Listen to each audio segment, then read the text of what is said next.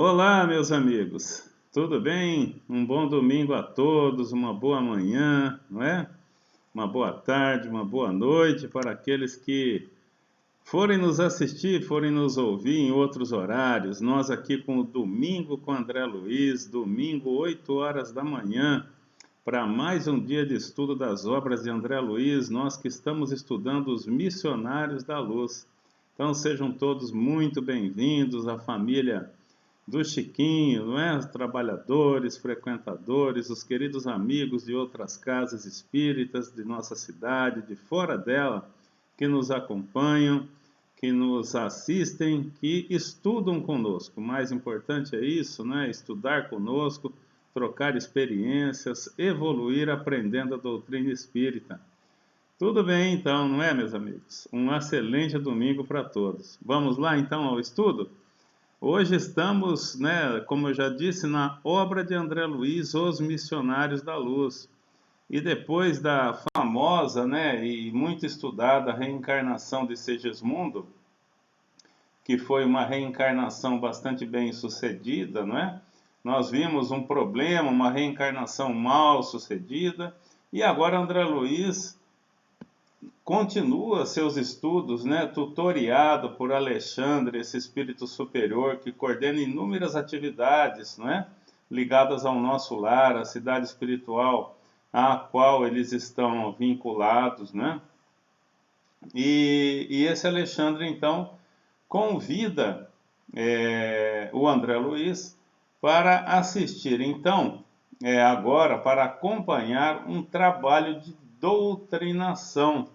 Vejam bem, doutrinação, quer dizer, aquela ajuda que as casas espíritas dão aos encarnados, aos desencarnados, né, melhor dizendo, auxiliando na sua compreensão, na sua mudança, né, de conceito, na sua mudança de valores, para que eles deixem muitas vezes um caminho equivocado no qual eles se encontravam durante a sua vida, muitas vezes durante centenas de anos.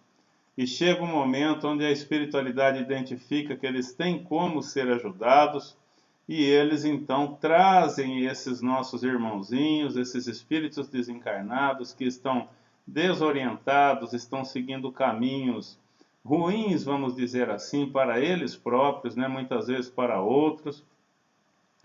Trazem esses espíritos às casas espíritas para que eles, através desses trabalhos de doutrinação, não é, eles possam, vamos dizer, receber uma palavra esclarecedora, receber uma mão amiga, não é, estendida, para que eles possam, recebendo a ajuda da casa espírita, se transformar, não é, sair daquela condição de sofredor, de pessoas que muitas vezes promovem o mal, para pessoas que vão seguir as suas vidas, visualizando, vislumbrando um caminho mais feliz, né? Muito importante esse trabalho, muito importante o trabalho realizado em quase todas as casas espíritas, na nossa casa em particular, em 2 dias, em 2 momentos semanais, e a gente obviamente valoriza muito porque sente, trabalhadores que somos, sente a importância dessa atividade. Então vamos lá, meus amigos, vamos hoje então verificar a nossa aula aqui. Olha lá, os nossos objetivos, curso Missionários da Luz, apresentar e ampliar os conhecimentos sobre a obra de André Luiz e, principalmente, apresentar um caminho que poderá nos conduzir à felicidade através de um processo de reforma íntima baseado em conhecimento e vivência. Quando a gente aprende, a gente se convence. Quando a gente se convence, a gente aplica em nossas vidas e vai se transformando aos pouquinhos, não é? Esse é o segredo da evolução. Então, estamos lá, aula 26, capítulo 17 do livro Doutrinação. E vamos, então, seguindo ao conteúdo da obra, não é? Nesse verdadeiro estudo dirigido que fazemos, né? Nesse curso das obras de André Luiz. Vamos seguindo então, capítulo 17, doutrinação. E já vamos salientar que, como ideias importantes desse capítulo, selecionamos ação e reação, porta larga e porta estreita, não é? Essa é uma menção de Jesus, né? Porta larga e porta estreita, e ação e reação que vem muito acompanhada da obra espírita. Ação e reação por quê? Nós vamos ver que a história, o capítulo, ele tem muito a ver com atos que praticamos durante a vida, tanto da mãe da pessoa que vai ser ajudada, como do próprio espírito em questão, desse irmãozinho em questão, que vai ser trazido à casa espírita para ser doutrinado, aí o nome doutrinação, né? Nós vamos ver que hoje eles vivem as consequências, a reação de ações, de atos praticados durante a última reencarnação. Os dois já desencarnados, vivendo uma realidade em função daquilo que praticaram durante a última reencarnação. Então é um capítulo que foca muito na reação das ações praticadas durante a vida, né? Das consequências daquilo que trilhamos durante a nossa encarnação. E porta larga e porta estreita, quando a gente vai verificar que muitas vezes, não é? Os aspectos de orgulho, de vaidade, né, que vamos dizer assim, representariam essa porta larga, um caminho com mais, vamos dizer, com mais exuberância, não é? Um caminho mais fácil de trilhar, né? Às vezes nos trazem consequências bastante danosas, não é? Depois do desencarne. Então nós vamos ver que o caso desse nosso amigo que vai ser socorrido é um caso bastante interessante. Ele era um religioso, um padre, né, que se perde na sua missão, não é? Que se perde na sua missão. E nós vamos ver que, inclusive, a própria missão que ele assumiu antes da reencarnação, ela foi desvirtuada pela imposição da sua mãe, que era uma pessoa muito boa e continua sendo no plano espiritual. Então, ação e reação, né? Atos praticados pela mãe, atos praticados pelo nosso irmãozinho em questão. Porta larga e porta estreita, quando a gente vai pelo ângulo da vaidade, quando a gente procura, não é, profissões ou procura situações na vida para que a gente possa ser, vamos dizer, ovacionado, né? A gente cultua a vaidade, cultua o orgulho, e isso nos traz consequências danosas, bastante danosas, ao desencarnarmos. Então vamos lá, seguindo. André então começa nos descrevendo, não é, a situação em que ele se encontra de aprendizado nesse momento, nesse capítulo do livro. Então ele vai falando: terminavam os trabalhos de uma das reuniões comuns de estudo evangélicos, quando uma entidade muito simpática cercou-se de nós, dele e do Alexandre, cumprimentando meu instrutor, que respondeu com espontânea alegria. Tratava-se de mãe afetuosa que expôs sem rebuços as preocupações dolorosas que lhe assaltavam o espírito, solicitando o concurso valioso de Alexandre. Então, outra mãe, né? Nesse livro a gente já viu outra mãe, nos mensageiros também, mães, não é, desencarnadas pedindo socorro para os seus filhos. Da outra vez ela pede socorro para um filho encarnado, agora ela vai pedir socorro para um filho desencarnado também, como ela.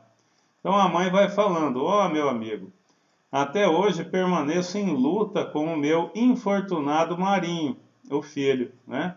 Não obstante meus ardentes esforços, o pobrezinho continua prisioneiro dos poderes sombrios. Entretanto, esperançado agora em sua possível renovação, venho pedir-lhe a cooperação no serviço de auxílio à sua alma infeliz. Então a gente já vê aqui que a mãe tem acesso livre a Alexandre, tem acesso para procurá-lo, então ela tem livre deslocamento, né? Uma pessoa já evoluída, uma pessoa trabalhadora do plano espiritual, companheira de Alexandre, não é uma pessoa que está sofrendo ou que está pedindo socorro para ela.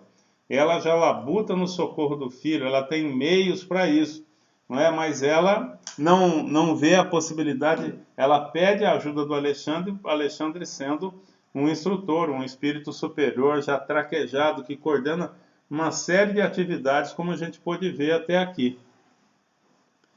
E ela coloca uma coisa interessante, que existe mudança no filho. Das outras vezes fracassaram, mas agora ela sente que algo mudou. Então ela vem procurar o Alexandre pedindo o seu socorro, porque ela detecta que em relação ao filho algo aconteceu. Então ela acha apropriado uma intervenção.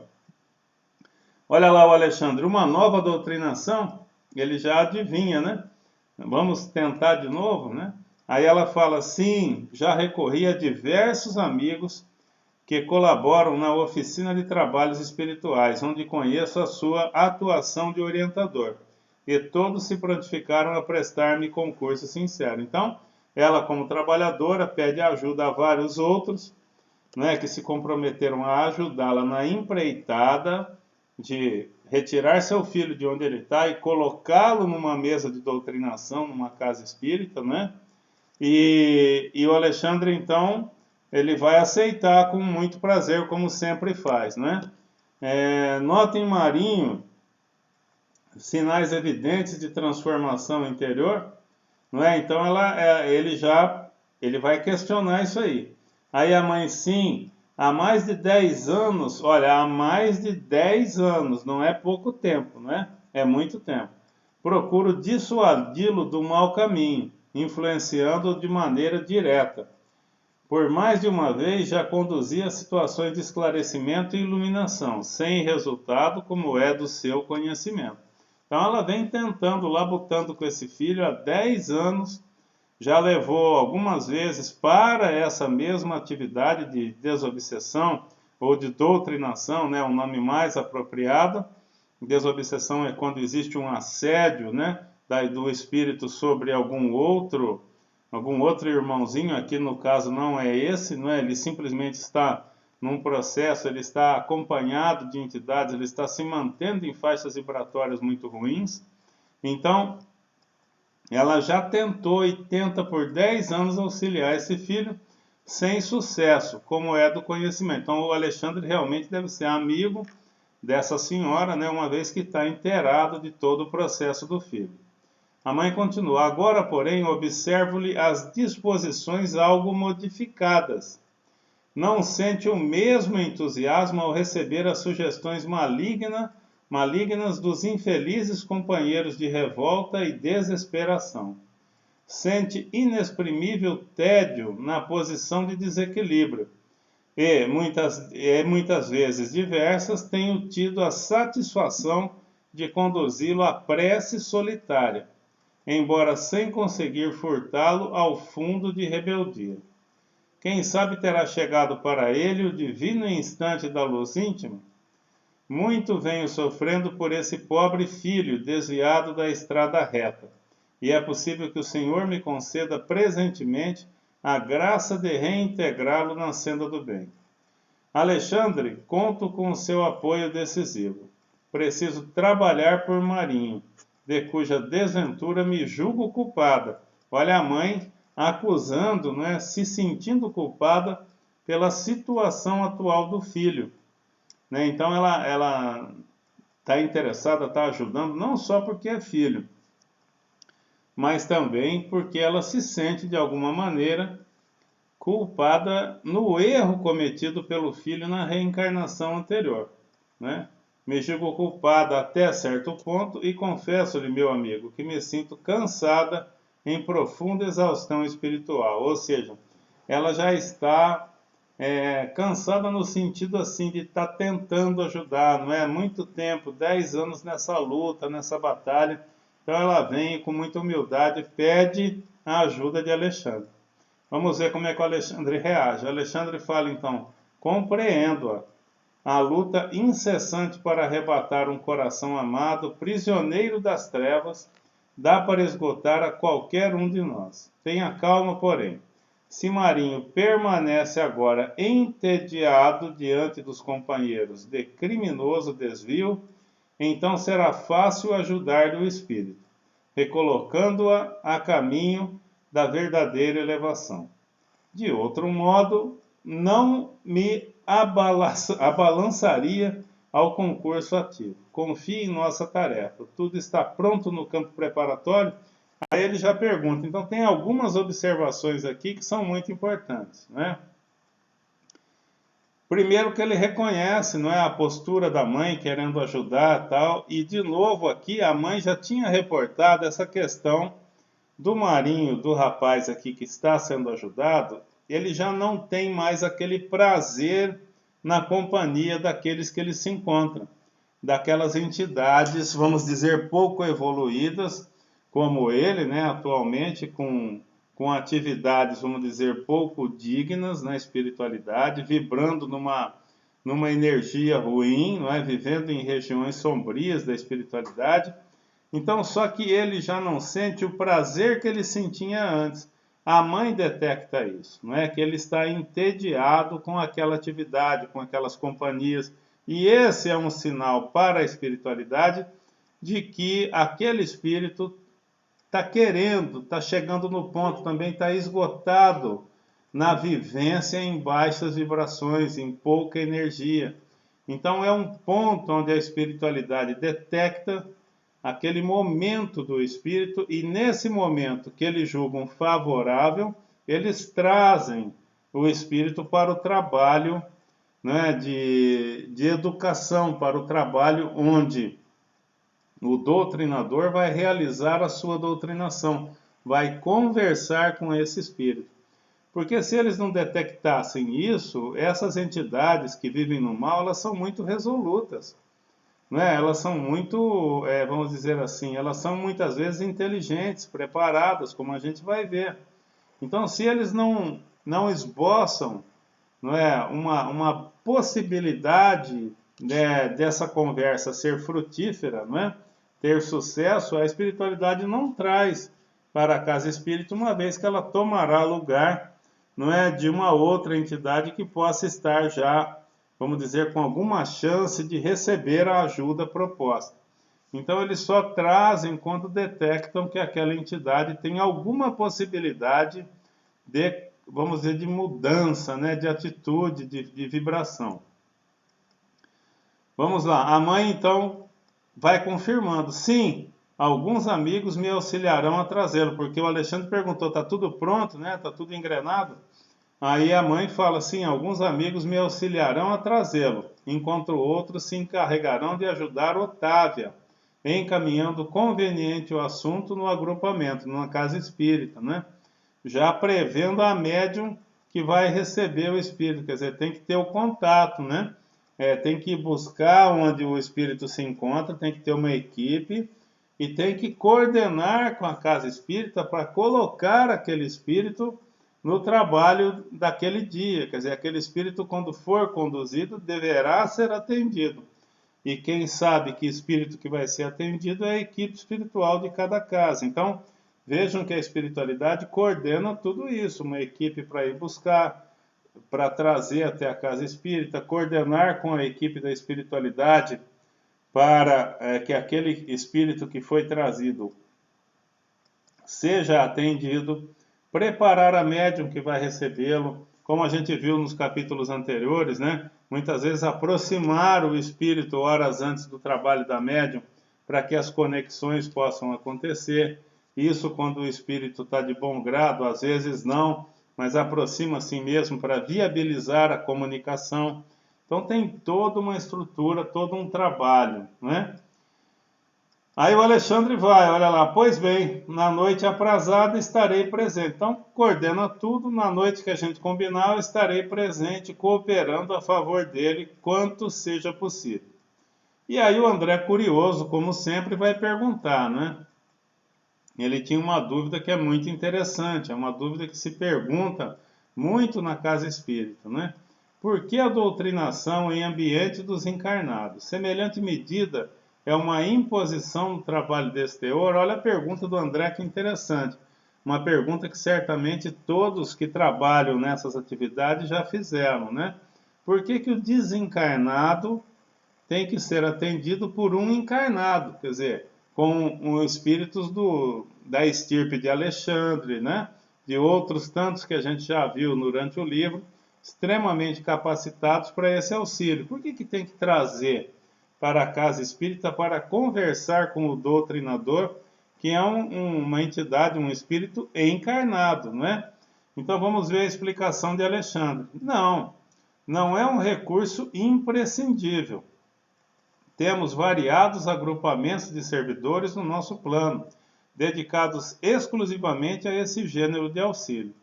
As atividades de regeneração em nossa colônia estão repletas de institutos consagrados à caridade fraternal.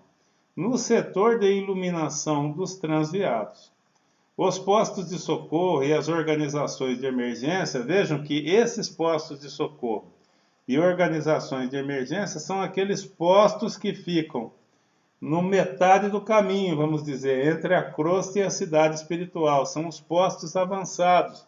Não é? Como a gente vê nas obras de André Luiz, muitas vezes quando eles saem da cidade espiritual e vão para a cidade do plano material, eles param nesses postos avançados, nesses postos que são exteriores à cidade espiritual e que ficam mais próximos da crosta, quando não ficam na própria crosta, não é? Na própria cidade material, eles são situados ali. Então, postos de socorro e organizações de emergência. Eles falam, então, o que o Alexandre está falando? Não, isso não é exclusividade da casa espírita.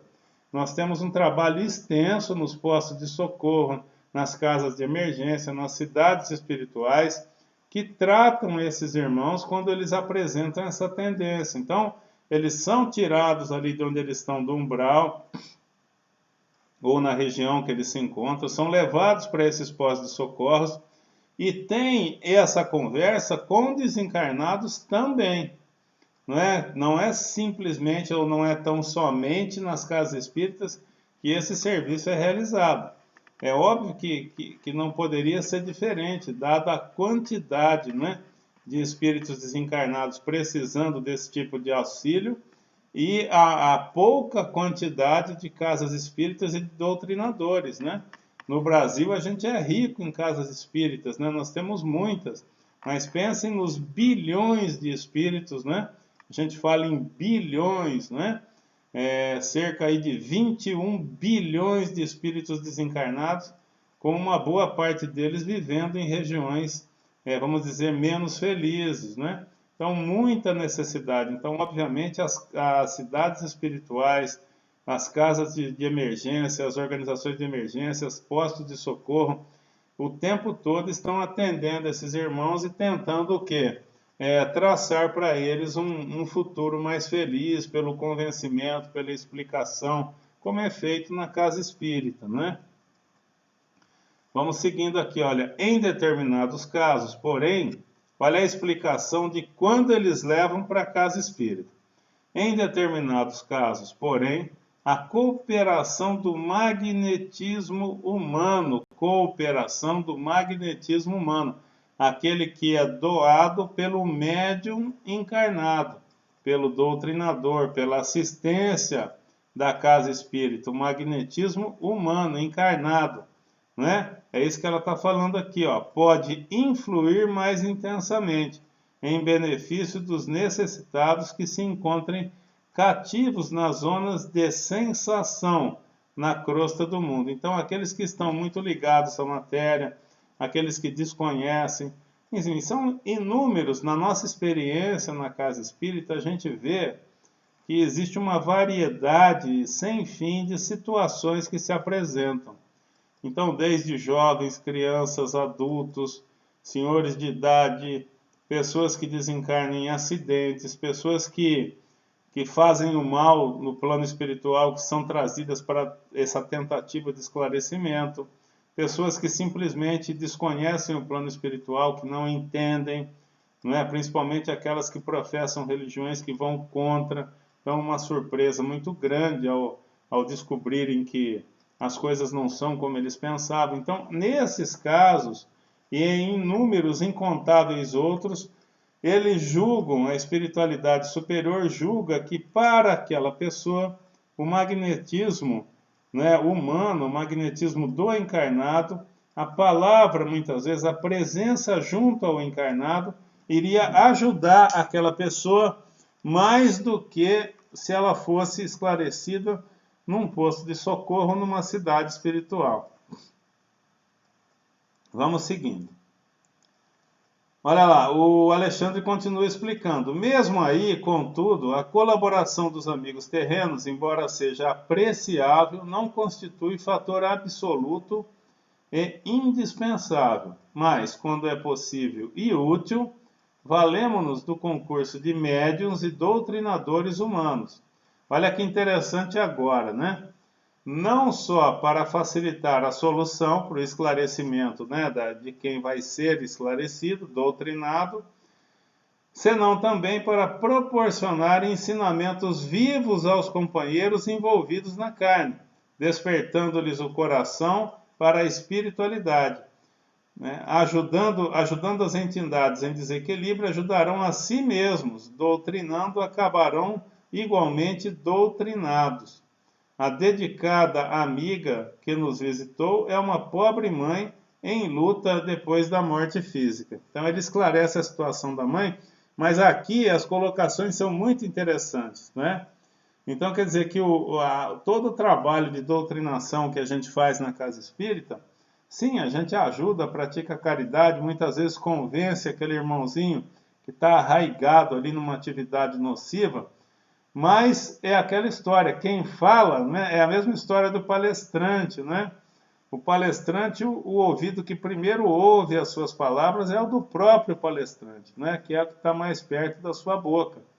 Então, cada vez que ele prepara uma palestra, cada vez que ele fala, ele está sendo ali intuído, está em contato com a espiritualidade, está aprendendo, está pesquisando, está treinando falar, está treinando o convencimento, e a mesma coisa é o doutrinador, não é?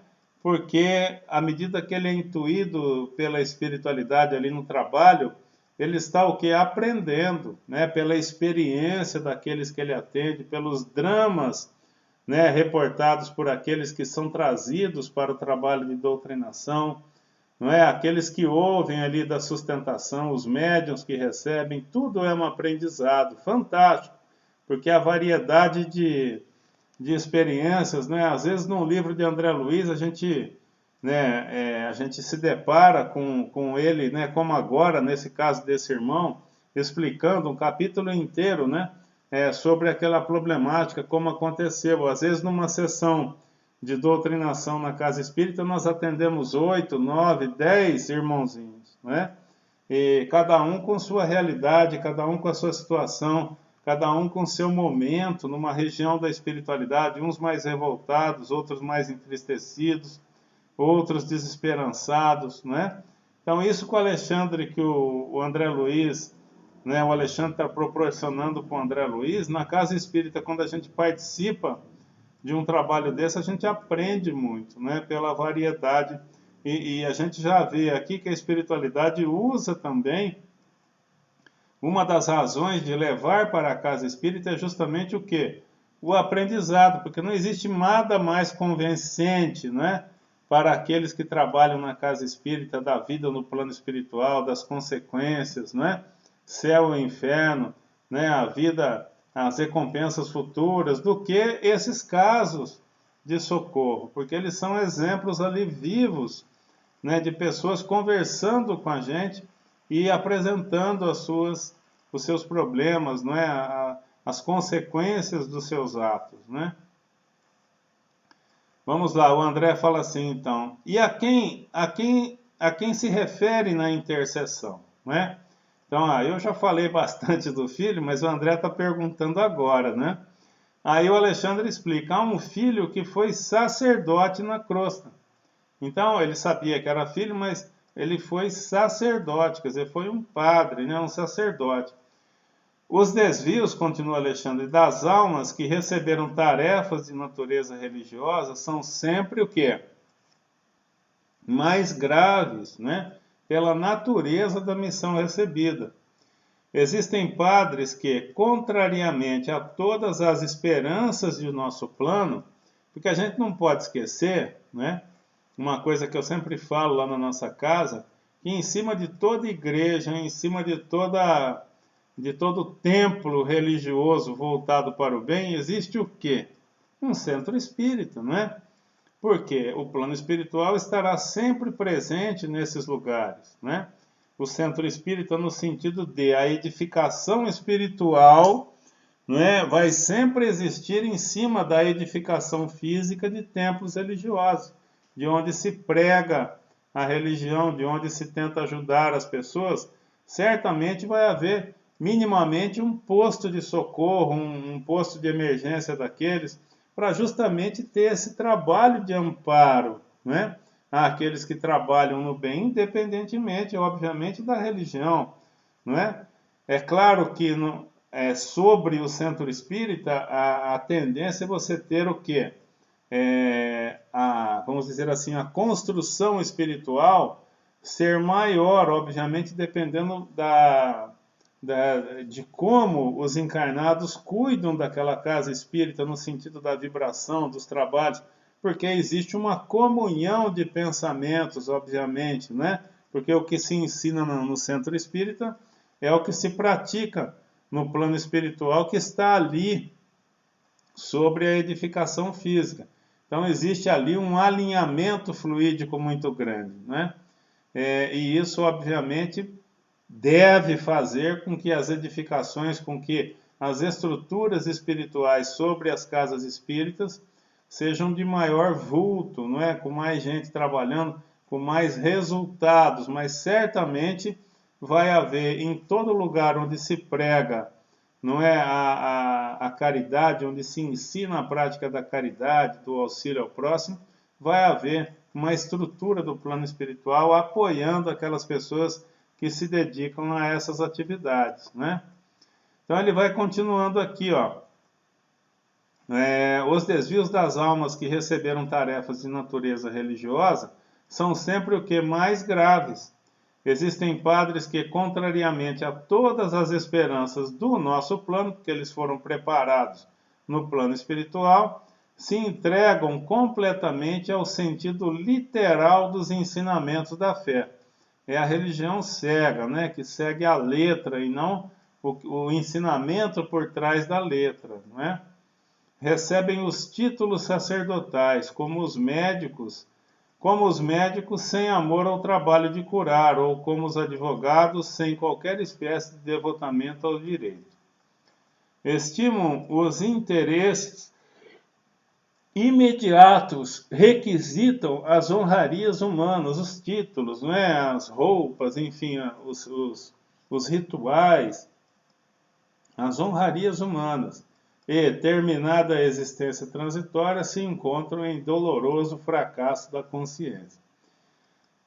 Por quê? Nesse caso que ele ilustra aqui o Alexandre, a pessoa quando sente poder ou quando sente que ela é olhada com distinção, ao invés da humildade, né, falar mais alto, acaba que a vaidade, o orgulho conduzem essa pessoa a faixas vibratórias não tão boas. Faixas vibratórias não tão boas atraem o que? Entidades dessas mesmas faixas vibratórias. E essas pessoas vão se perdendo na missão, né? Pelas companhias que acabam angariando quando elas cultivam determinados sentimentos, né? Então elas acabam atraindo para elas entidades de pensamentos equivocados, então elas acabam sendo sugestionadas por essas entidades, cometendo deslizes, muitas vezes graves, que acabam por fazer com que a sua reencarnação fracasse. Chegam no plano espiritual e elas ficam bastante decepcionadas com esse fracasso, como a gente vai ver no caso desse nosso amigo. Vamos lá, o Alexandre continua. Habituados, porém, ao incenso dos altares e à submissão das almas encarnadas, não reconhecem, na maioria das vezes, a própria falência e preferem o encastelamento na revolta lamentável. Então, ele está dizendo que quando elas desencarnam e chegam numa condição, chegam no plano espiritual, não vai ter o altar, não vai ter aquele monte de gente boa que põe a fé nas palavras, né? Não vai ter aquele endeusamento da posição, ao invés de eles se arrependerem do que fizeram, compreenderem a situação, eles fazem o quê? Se encastelam em revolta.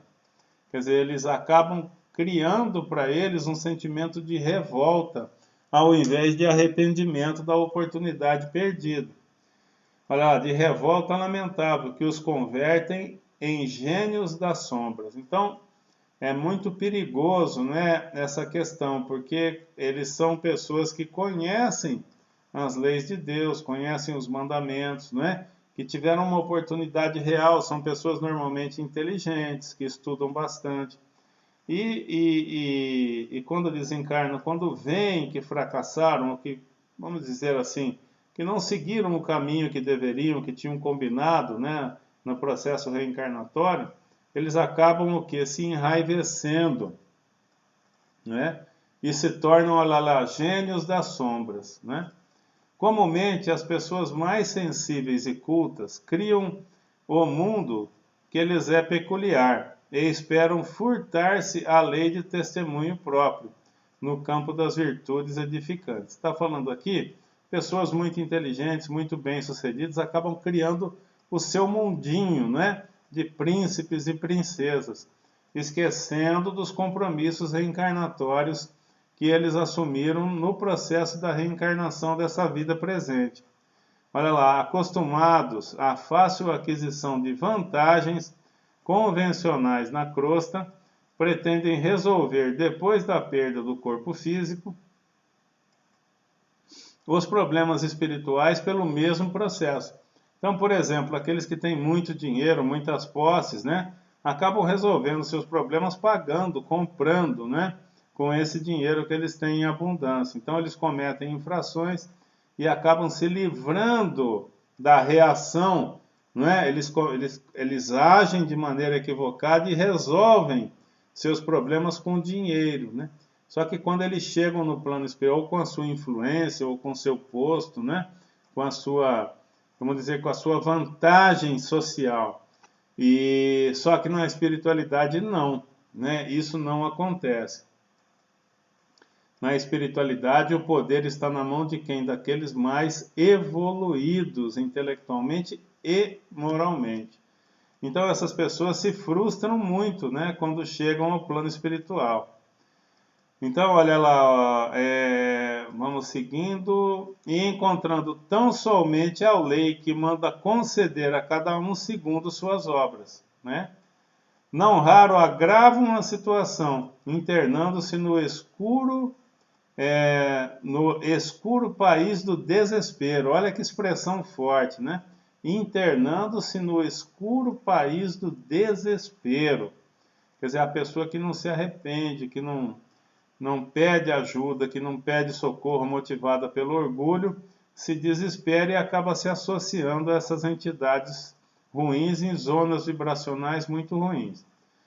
Referindo-nos apenas aos das escolas cristãs, erguem basílicas suntuosas, olvidando o templo vivo do próprio Espírito. Homenageiam o Senhor, como os orgulhosos romanos reverenciavam a estátua de Júpiter, tentando subornar o poder celeste pela grandeza material das oferendas. Então, isso era uma prática antiga, né? Para subornar os deuses, entre aspas, né, dos tempos, os romanos, todos os helênicos, né, os gregos, eles faziam oferendas aos deuses, né, oferendas materiais. Muitas vezes eles recorriam a sacrifícios, né, de animais, de seres humanos, como uma forma de tentar agradar aos deuses dessa forma. E essas pessoas com muito poder na reencarnação, elas acham ou elas se entendem pelo estilo de vida que elas têm, que elas vão dar um jeito, que elas vão chegar no plano espiritual com o mesmo poder que tinham no plano material. E não é bem assim, né? E, cegos aos próprios desvarios, ainda aguardam um céu fantástico que lhes entronize a vaidade criminosa e a ociosidade cruel. Então a surpresa realmente é grande, gerando nessas pessoas, no mínimo, uma frustração muito grande, né, ao se depararem com o plano espiritual. Vamos seguindo. O Alexandre continua. Para estes, André, né, falando agora com André, a morte do corpo é um acontecimento terrível. Alguns enfrentam corajosos a desilusão necessária e proveitosa. Então, para aqueles que já têm uma postura moral melhor, né, já têm o aspecto da coragem de enfrentar seus problemas, de reconhecer seus erros, né? Então, ao se depararem com uma realidade diferente da que eles imaginavam, eles recorrem o quê? A Deus, pedem ajuda e essa ajuda vem. A gente sabe que o sofrimento cessa à medida que, sinceramente, a gente pede ajuda quando chega ao plano espiritual, né? Quando a gente pede ajuda aos nossos anjos guardiões, a gente pede ajuda a Deus com o coração aberto, a ajuda vem na mesma hora. Então, para aqueles que têm a coragem moral de se reconhecer enganados ou de se reconhecer ali incautos, né, na fé que eles seguiram durante a reencarnação, pelo próprio acordar diante de uma realidade diferente, e eles, pela coragem moral de assumir os seus equívocos, né, se rendem a essa realidade, pedem ajuda, eles são imediatamente atendidos. Mas não é isso que ocorre com a maioria. Olha lá, ó, a maioria, porém, fugindo ao doloroso processo de readaptação à realidade, precipita-se nos campos inferiores da inconformação presunçosa. Olha o orgulho aqui. Inconformação presunçosa, né? Organizando perigosos grupamentos de almas rebeladas. Quer dizer, eles acabam que pela intelectualidade sendo chefes, líderes de grupamentos, né, nas regiões menos felizes, com as quais temos de lutar por nossa vez. Você compreende? Os que caem por ignorância aceitam com alegria a retificação. Os que caem por ignorância, por não ter conhecido, por não ter tomado contato com aquela realidade, não ter estudado a respeito da vida que os aguarda após a morte do corpo físico. Então, olha lá, os que caem por ignorância aceitam com alegria a retificação, desde que se mantenham em padrão de boa vontade sincera, em bons padrões vibratórios, arrependimento, oração, pedido de socorro, bons padrões vibratórios. Os que se precipitam no desequilíbrio, porém os que se enraivecem, os que se deixam levar pelo orgulho de não aceitar que erraram durante a sua vida. Olha lá, os que se precipitam no desequilíbrio, porém, atendendo à sugestão do orgulho, experimentam grande dificuldade para ambientar a corrigenda em si mesmo.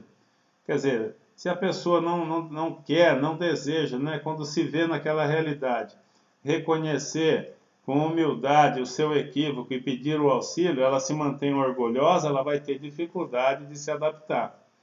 Aí o André, né, pergunta, mas se o erro voluntário pertence ao sacerdote, aí o André, ele verifica o quê? O André pensa assim, puxa vida, mas a senhora já é um espírito de luz, uma trabalhadora, né? Se o erro foi do sacerdote, por que que ela está há tanto tempo atrelada a esse problema, não é? O André fala, pô, não é um pouco demais, né? Aí o Alexandre vem explicar.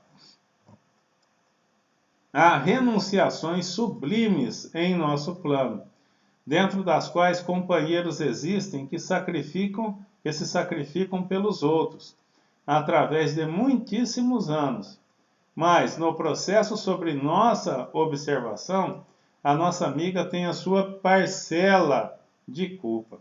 Na qualidade de mãe, ela quis forçar as tendências do filho jovem. Então, ela é um espírito bom, um espírito de luz, uma trabalhadora que viveu no bem enquanto encarnada. Só que qual o problema dela? Nós vamos ver agora. Ela influenciou de maneira decisiva as tomadas de decisão desse filho jovem, né? Então vamos ver o que aconteceu para que o Alexandre julgue que essa mãe tem um pouquinho de culpa nesse caso em particular. O Alexandre continua explicando. Em verdade, ela renasceu, ele, né, o rapaz que se tornou padre e se perdeu, ele renasceu, a reencarnação dele foi programada para uma tarefa elevada no campo da filosofia espiritualista.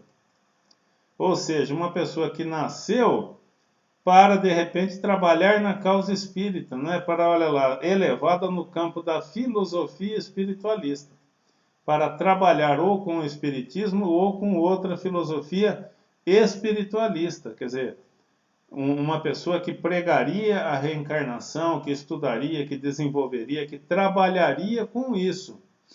Contudo, de modo algum se encontrava preparado para o posto de condutor de almas. Ele não foi preparado para ser um padre, né? Para ser alguém que conduziria pessoas, que vamos dizer assim, um líder como um padre tem que ser, né? Um líder de um rebanho, um condutor de almas. A genitora, entretanto, obrigou-o a aceitar o ingresso no seminário, violentando-lhe o ideal, e, indiretamente, colaborou para que o seu orgulho fosse demasiadamente acentuado. Então, vamos dizer, talvez essa pessoa, esse rapaz, tenha reencarnado para trabalhar como um médium, por exemplo, numa casa espírita. Ele ali dedicado, por quê? Porque era aquela missão que ele tinha o preparo, que ele tinha a condição intelectual e moral de superar, de ser vitorioso. Já essa situação de ser um pastor, quer dizer, de influenciar pessoas, talvez não fosse, ele não tinha preparo, como Alexandre afirma.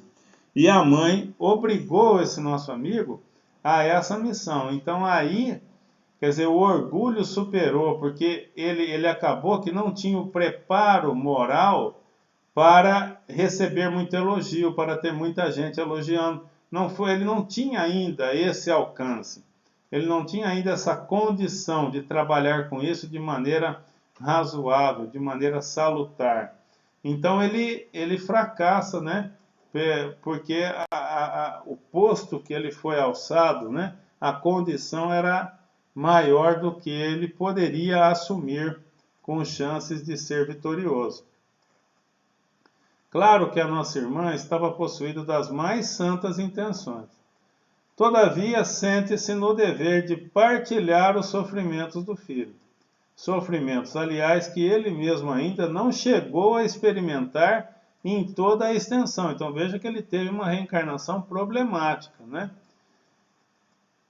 Em vista da crosta de insensibilidade com a revolta que lhe vestiu a alma desviada. A genitora errou pela imprevidência e ele faliu pelos abusos criminosos, em oportunidade de serviço sagrado.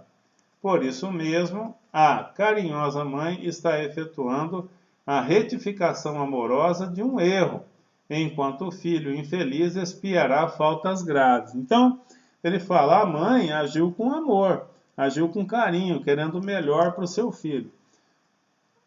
Só que ela errou no sentido de não ter ouvido, talvez, né, não ter percebido essa condição, não ter escutado nos seus desdobramentos, né, noturnos, qual seria o caminho correto para o filho, né? Talvez ela não tenha dado acesso ao seu protetor, ao seu espírito guardião, para que ela tivesse a intuição correta de como orientar a vida profissional do filho. Mas pelo que tudo indica que até o momento esse filho, como padre, cometeu faltas graves, né? Como o Alexandre bem ressalta aqui, olha lá. O filho infeliz expiará faltas graves.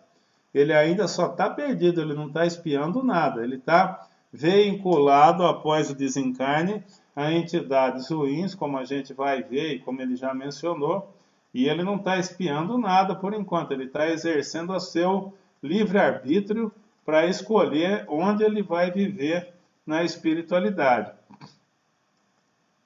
Aí eles já vão agora, já para buscar o rapaz, né? Então agora o André relata: na noite previamente marcado, acompanhei o pequeno grupo que procurou Marinho, que é o rapaz, para o auxílio espiritual.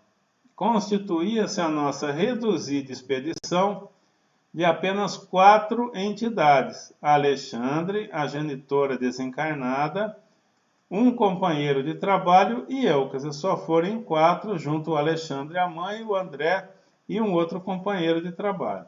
Alexandre, a genitora, vinha a saber que esse companheiro nosso, de nome Necésio, funcionaria na qualidade de intérprete junto ao sacerdote infeliz. Olha que interessante, né? Por que esse Necésio foi junto com eles? A gente vai entender agora no próximo slide e eu vou explicando aqui. Por que um intérprete, né? Tinha o André, tinha o Alexandre e tinha a mãe. Por que precisou dessa figura?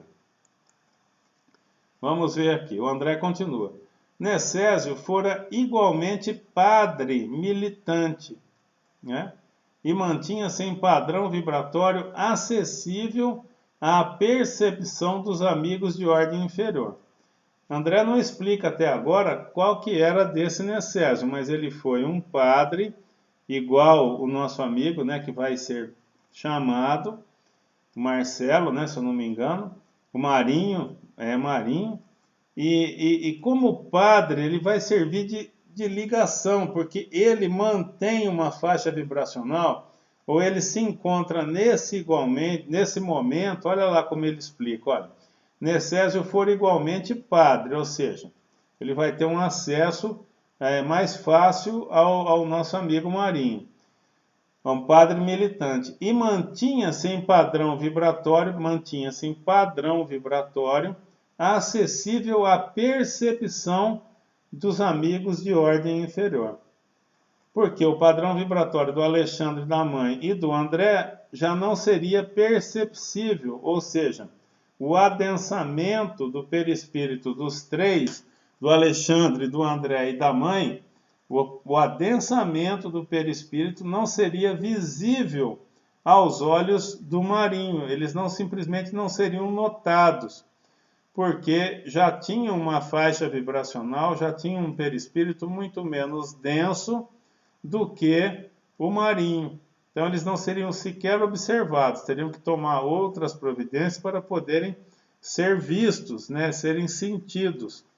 Já esse nosso amigo Necésio, naquele momento, ou porque ele tinha permanentemente, né, até então, uma faixa vibratória uma condensação de perispírito, de matéria no seu perispírito, que ele seria visível aos olhos do Marinho.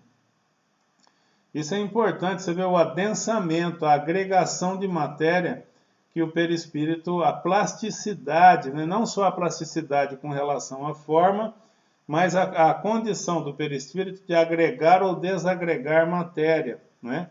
De se tornar mais ou menos visível. É muito comum nas obras de André Luiz, desencarnados não perceberem a presença de outros desencarnados.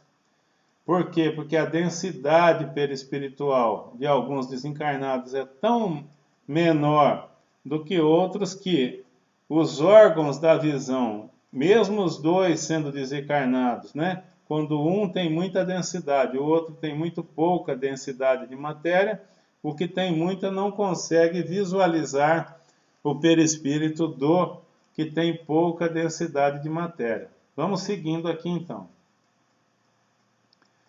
Marinho não nos veria, segundo me informou Alexandre, isso que eu expliquei, mas enxergaria o ex-colega.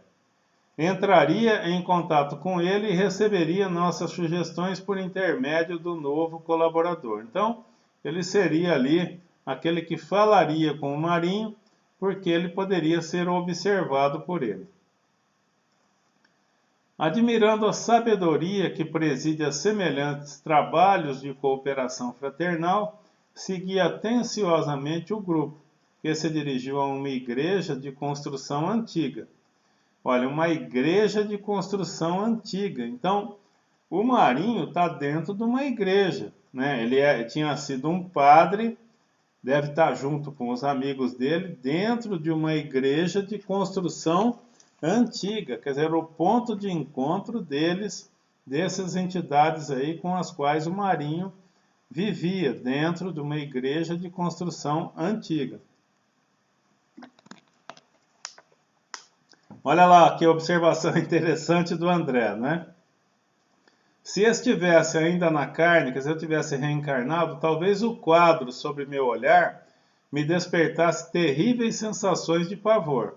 Mas agora a condição de desencarnado impunha-me a disciplina emotiva. Quer dizer, o André deu uma balançada quando viu a cena, né? Quando viu o ambiente no qual o Marinho estava inserido dentro de uma igreja. Olha que interessante, né? Dentro de uma igreja. Então ele vai continuando aqui, ó. Enchia-se o templo de figuras patibulares. Olha lá, enchia-se o templo de figuras patibulares. Quer dizer, estranhas, né?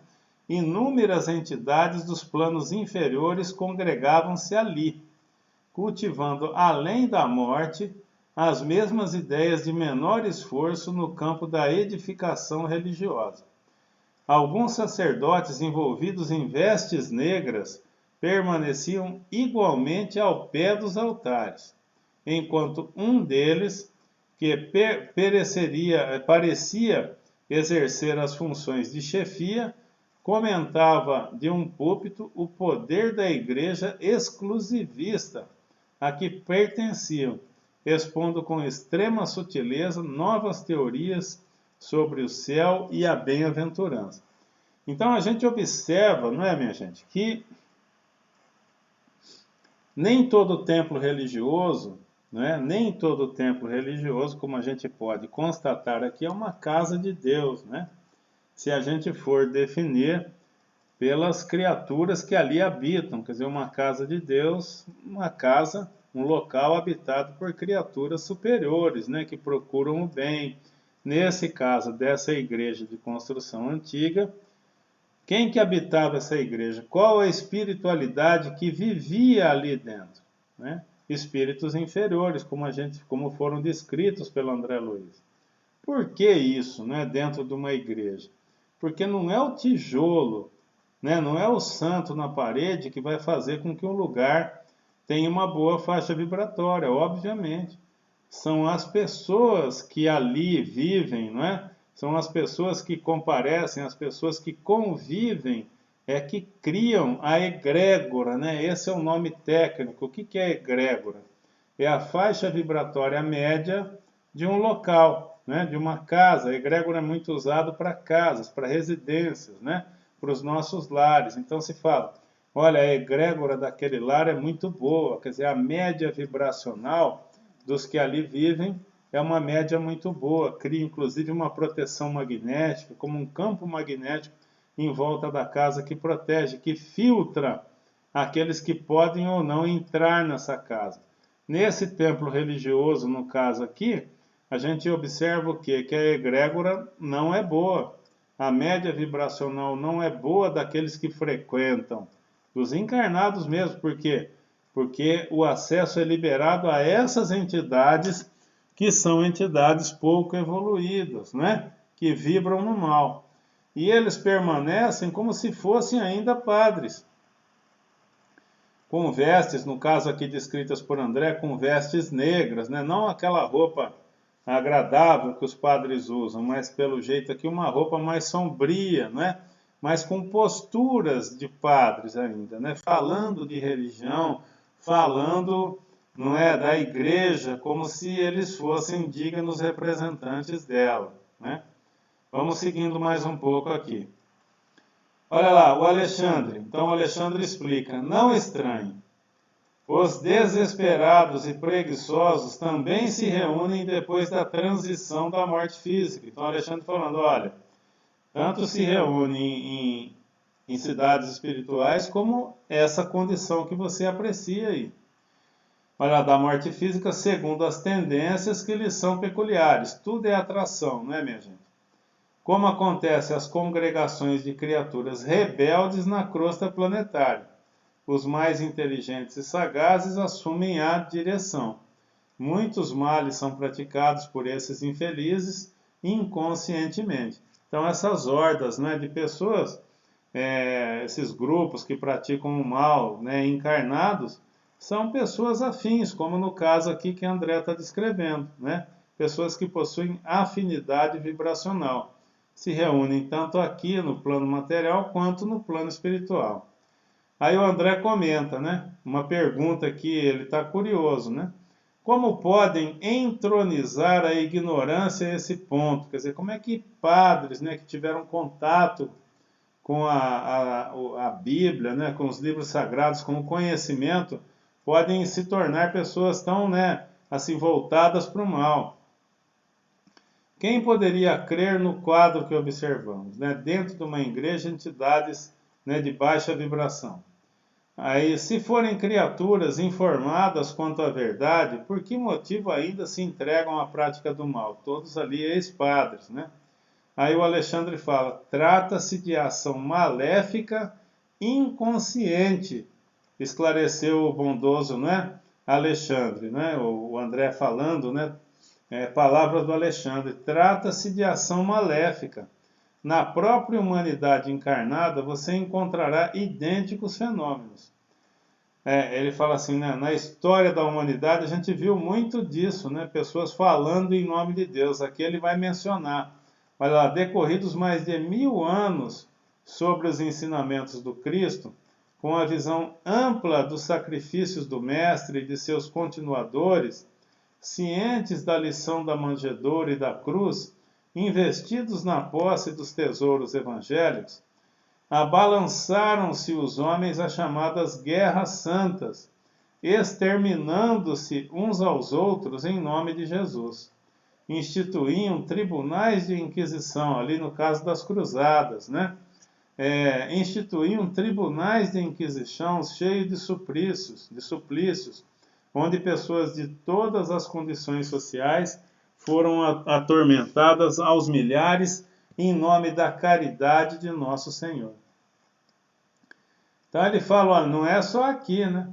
No plano material também, né? As cruzadas, a Inquisição, onde em nome de Deus milhares, milhões de pessoas foram mortas, né?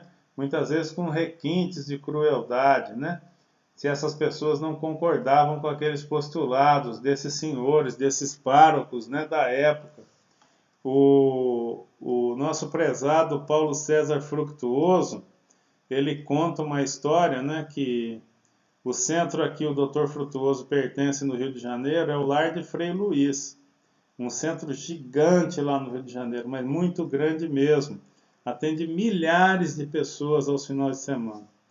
E ele conta que todo o grupo que fundou e os dirigentes daquela época da fundação, os que criaram toda a estrutura, inclusive ele, né, próprio Frutuoso, eram o quê? Inquisitores, que aceitaram como missão se reunirem no Brasil como um grupo, depois, obviamente, de suas expiações, do seu arrependimento, do seu amadurecimento como espíritos, eles provocaram essa missão conjunta, né? Essa nobre missão como forma, não de expiação, mas como forma de reparação, vamos dizer assim, né? De criar esse centro de excelência lá no Rio de Janeiro, que cura, né? Milhares de pessoas com a prática da materialização, da cura mesmo impressionante das curas que acontecem lá. Então, esse grupo se comprometeu em se reunir novamente, não como inquisitores, mas como praticantes da caridade, para reparar, né, através da cura, do trabalho, do devotamento, esse período, esse período ruim, né, esse período triste da história da humanidade. Mas, meus queridos, estamos então chegando já com 1 hora, né, de aula. Nós estamos nesse ponto, onde eles chegam na presença do Marinho, que é esse espírito que vai ser conduzido para a casa espírita para que ele seja doutrinado, ou seja, para que se tente convencer o Marinho a mudar os rumos que ele deu a sua vida após o desencarne do corpo físico, não é? Então, eu espero aí bastante interessante, porque é um capítulo, né, que mexe com a gente que trabalha na casa espírita, que mesmo aqueles que não trabalham, se escuta falar o tempo todo, né, do trabalho de desobsessão, do trabalho de aconselhamento, do trabalho de doutrinação, do trabalho de esclarecimento, como alguns chamam, né? Então, um trabalho que está ali, no nosso dia a dia na casa espírita, e a gente ter a oportunidade, através de André Luiz, de visualizar esse trabalho com os olhos de um desencarnado. Então, eu espero que tenham gostado. Certamente no próximo domingo estaremos juntos novamente para encerrar esse capítulo, né? Esse capítulo extremamente interessante, que é o da doutrinação, onde no próximo domingo vamos ver o desfecho desse trabalho, não é, de doutrinação levado a efeito com a colaboração do Alexandre e do André Luiz, né, mais da mãe do nosso amigo. Então, meus amigos, espero que tenham realmente gostado. Estamos juntos mais uma vez, não é, na Casa Espírita, na casa de Francisco de Assis, estudando juntos, né, nos relacionando, nos amparando, trocando experiências, e isso é que é muito bom. Então eu fico muito feliz de poder estar com vocês novamente. Mando um grande abraço, um beijo no coração de todos. Tenha uma excelente semana, que a gente possa se encontrar na Casa Espírita, não é?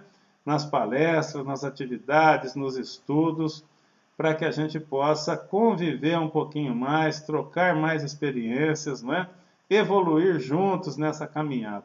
Então, um grande abraço a vocês, que tenham um excelente domingo, que tenham uma excelente semana. Beijo no coração de todos, até a próxima.